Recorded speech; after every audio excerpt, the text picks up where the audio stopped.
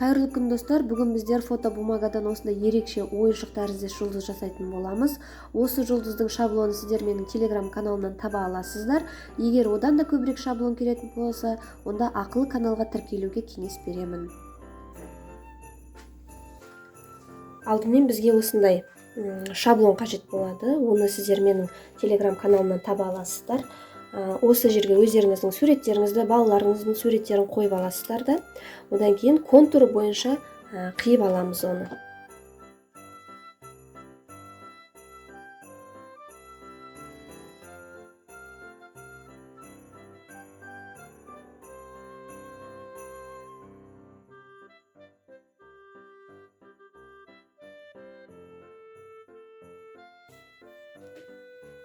Міне біз шаблонымызды контур бойынша қиып алдық. Қазір біз оған беговка жасаймыз. Беговка дегеніміз бүктелген жерлеріміз сынып емес, әдемі дүп-түзу бір сызықпен түсетіндей болу керек. Ол үшін мына жерде шаблонда, видеода көрінбей тұрған шығар, негізінде осындай үзік-үзік сызықтары бар. Сол әрбір сызыққа беговка жасап шығамыз. Ол үшін бізге осындай тоқыма бізі қажет, немесе жазбайтын ручканы алсаңыздар да болады, және осындай сызғыш қажет болады. Мен алдымен беговка жасаған кезде жасайтын мына бұрыштарым белгіленіп тұр, өйткені олар қиылған кезде осылай бұрыш-бұрыш болып қиылған. Енді ішкі жағында беговка жасау үшін арт жағынан жасаймыз беговканы міндетті түрде. Сол үшін мына алдыңғы қиылысатын жерлерге міндетті түрде нүкте қойып аламын. Яғни міне осылай нүкте, осылай нүкте, бір-бір сәл-сәл батырып нүкте қойып аласыздар.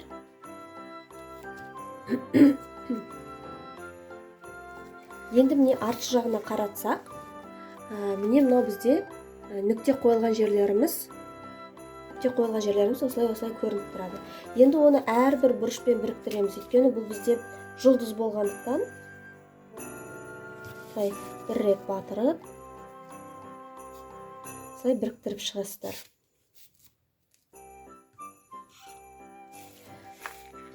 Осылай біріктіріп шығамыз. Бұл жұлдыз болғандықтан бұның беговка жасайтын жерлері өте көп, қарапайым бонбоньеркаға қарағанда. Сондықтан әрбір нүктені белгілеп, мұқият сызықтарға осылай мен көрсеткендей беговка жасап шығасыздар.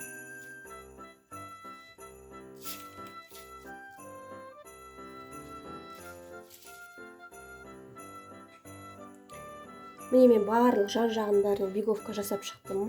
Арт жағынан міне алдыңғы сызықтары осылай болып бүктелетін жерлері нақты-нақты көрініп тұрады. Енді біз бұны бүктеуіміз қажет.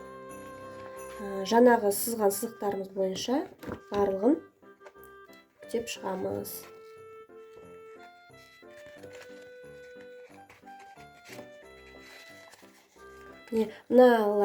Мына жандары ішке қалып тұрады, ішке қарай бүктеледі. Өйткені бұлар жұлдыздың шеті, бізге негізгі осылай жұлдыз түріндегі формасы беткі жағында қалу керек.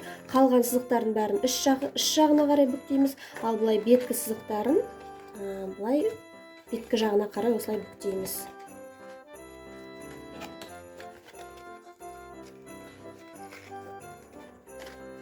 Бізде жұлдыздың формасы шығып келе жатыр.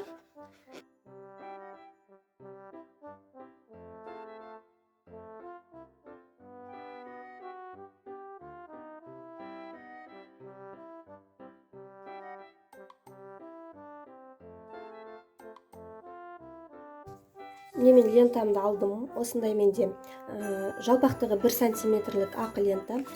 Сіздер басқа түсте, одан да жіңішке түрін алуларыңызға болады.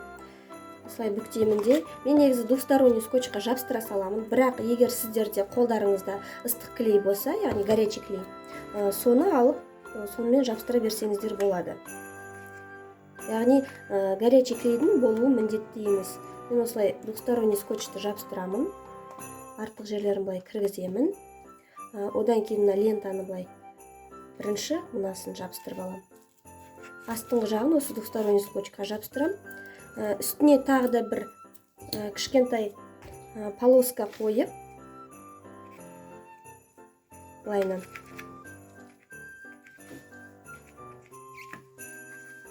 оған лентаның екінші шетін жабыстыра саламын.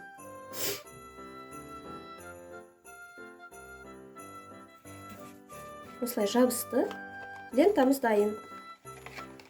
Енді бар болғаны бізге бұны жинастыру қажет. Енді жұлдызымыздың екі бөлігін бір-біріне жабыстырамыз. Ол үшін тағы да достар ойын скотчты алып, жұлдызымыздың қабырғаларына жабыстырып шығамыз. Видеода көргендеріңіздей мен көбірек скотчты пайдаландым. Әрбір қабырғасына екі бұрышына жабыстырып шықтым. Сіздер олай емес, екі бұрыштың қиылысқан тұсына тек қана бір скотч жабыстырсаңыздар да жеткілікті болады.